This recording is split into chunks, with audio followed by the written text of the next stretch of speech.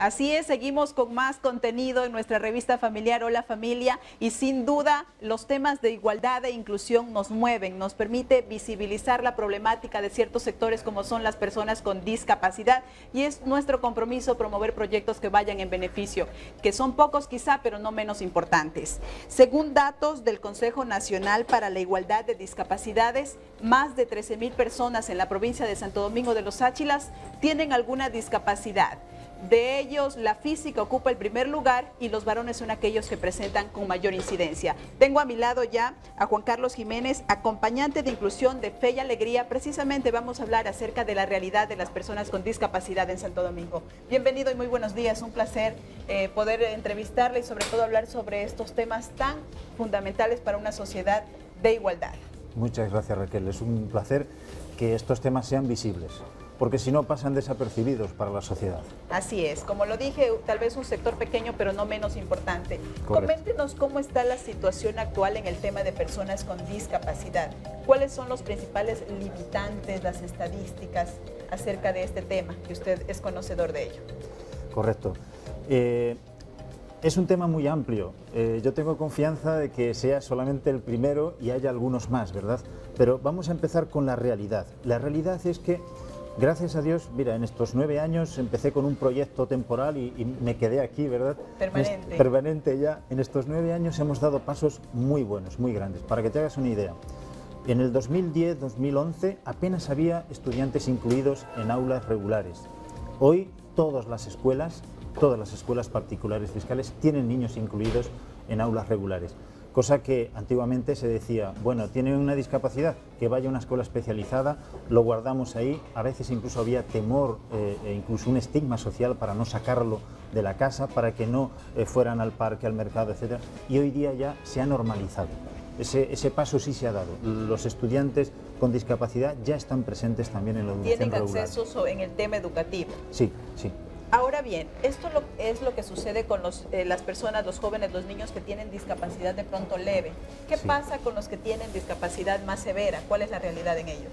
Claro, ahora mismo el acuerdo ministerial dice los que no son susceptibles de inclusión, esa es la expresión que queda abierta porque es un tema abierto en todo el mundo, es decir, quiénes son susceptibles de inclusión en la escuela regular ordinaria y quiénes para una escuela especializada. Pero en líneas generales, las personas que ya tienen más de un 50, 60, 70% de discapacidad, discapacidad ya moderada, severa, normalmente van a una escuela especializada, que también tenemos aquí en la cooperativa Las Playas, ¿verdad?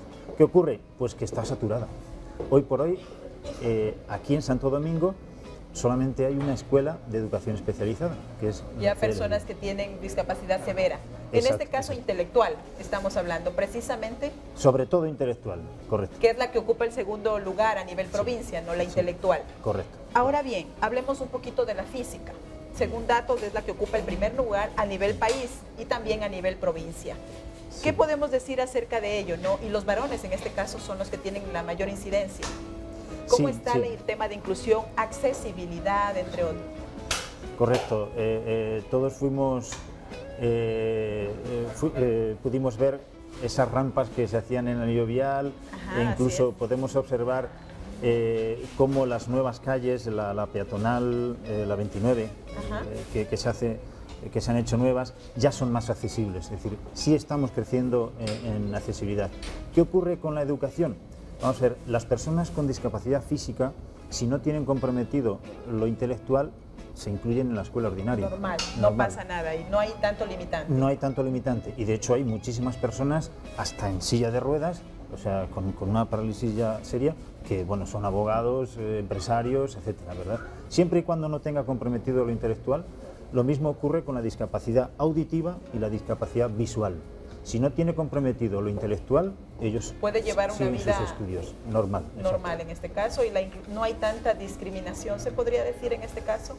Bueno, ahí hay corrientes que opinan que sí sigue habiendo un poco de discriminación y otros que se van venciendo barreras. Si una persona en silla de ruedas o una persona con discapacidad visual con el mismo título, vamos a decir, periodista, discapacidad visual, hay muchos periodistas, locutores con discapacidad visual, o en silla de ruedas, se presentan con el mismo currículum a una empresa, ¿qué pasaría? Pues claro, sí, en fin, pero vaya, para evitarme problemas, dificultades, contratas normalmente al que no tiene Ahora discapacidad. que usted lo indica, la ley exige que las empresas que tengan un número determinado de trabajadores debe contratar un porcentaje también determinado de personas con discapacidad. ¿En la actualidad esto se cumple o no al 100%? Pues según el CONADIS de aquí, con el cual tenemos mucha relación, y el SIL, el Servicio de Integración Laboral, sí se cumple en su mayoría. Lo que ocurre es que la demanda de trabajo de las personas con discapacidad es mayor que las empresas grandes, porque claro, las empresas que tienen más de 25 trabajadores solamente cogerían a uno. Deben ligarse a la ley también, Exacto. eso exige Sí, sí. la ley. Normalmente ¿Qué sí lo pasa con hacen. un almacén? O sea, digo, porque Santo Domingo es muy comercial, un almacén que no tiene 25 trabajadores, tiene menos, la ley no le exige que contrate a Claro. una persona con discapacidad. Claro. Y ahí el limitante. Exacto. Entonces, digámoslo, la demanda no abastece porque las empresas son más pequeñas que grandes en este caso, acá en Santo Domingo. Y hay otra dificultad, que la ley no concreta, a día de hoy que yo sepa, no concreta el nivel de discapacidad. Es decir, si con que tenga a partir del 33-40% de discapacidad ya lo puedes contratar y ya te computa, ¿verdad?, como uno. Sin embargo, ¿qué pasa con los que tienen mayor discapacidad y sobre todo intelectual? Ellos no tienen oportunidades. De hecho, lo que queremos hacer, y si Dios quiere ya dedicaremos un programa a eso, queremos mover todos los medios posibles para hacer un bachillerato técnico, para preparar a las personas con discapacidad intelectual, sobre todo, que sean capaces de transitar a la vida adulta y laboral. Hay que prepararlos. Hasta ahora las personas con discapacidad intelectual moderada, severa, se quedan en décimo y su transición a la vida laboral es muy compleja, es difícil. ¿Qué implicaría para una empresa contratar a una persona con discapacidad un poquito más severa? La realidad, ¿qué implicaría? Si no está preparada, más aún, como usted ha dicho, todavía no hay ese nivel de preparación. Claro, esto hay que preverlo, hay que prepararlo. Está escrito, la verdad es que tenemos programas escritos y estamos empezando. Por ejemplo, desde sexto, séptimo, octavo ya empezamos a hacer visitas pedagógicas y prácticas prelaborales. Digamos que hacemos la clase en el almacén o en la ferretería o en el posible lugar de trabajo. Donde él se va a desenvolver. Donde, exacto, se puede desenvolver. A medida que vamos haciendo estas visitas y prácticas, vamos elaborando el perfil vocacional del estudiante.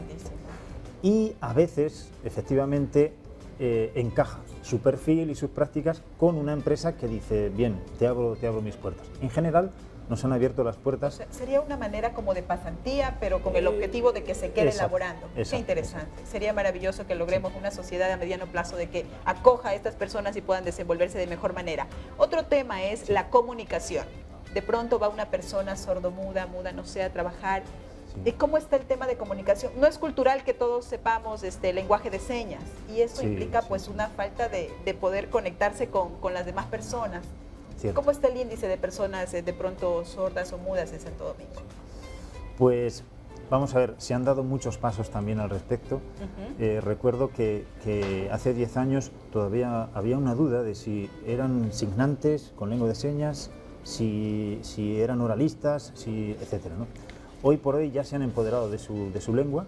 La Asociación de Sordos son los principales promotores de su lengua. Se publicó el Diccionario Nacional de Lengua de Señas y eso le dio un impulso muy grande. Pero ¿qué ocurre? Que efectivamente no podemos pedir que en el mundo del derecho, si alguien tiene que ir a un juzgado, en el mundo de la salud, en todos los ámbitos de la vida, vas al banco, a una tienda, sepa lengua de señas. Entonces, el futuro, digamos, la manera de atender a las personas sordas hoy por hoy es por medio de los intérpretes. Que haya un buen banco de intérpretes para que si en un momento dado, en un juicio, en un hospital, donde sea, hace falta un intérprete, que efectivamente se le llame y él pueda hacer de ese canal de comunicación para los sordos. Lo normal es que todos supiéramos pues lo básico, buenos días, etcétera, ¿no? Pero es difícil, es un idioma. Es un tema cultural y bueno, esperemos, los retos son grandes, usted me ha dicho que se ha logrado bastante y podemos evidenciarlo. Gracias a Dios, sí. Es su mensaje final para la ciudadanía, para todos, porque esto nos involucra a todos cuando vemos a una persona con discapacidad, a las empresas, para ya cerrar la entrevista por cuestiones de tiempo. Correcto. Bueno, el mensaje final es que somos diversos, todos somos diversos, desde mujer, varón, con lentes, sin lentes, con unos gustos, con otros, somos diversos y efectivamente también dentro de la sociedad caben estas personas con discapacidad. Y ya estamos cada vez más acostumbrados de ir al parque y ver a algunas personas con discapacidad, ir al shopping, ir a cualquier sitio y encontrarnos con esas personas.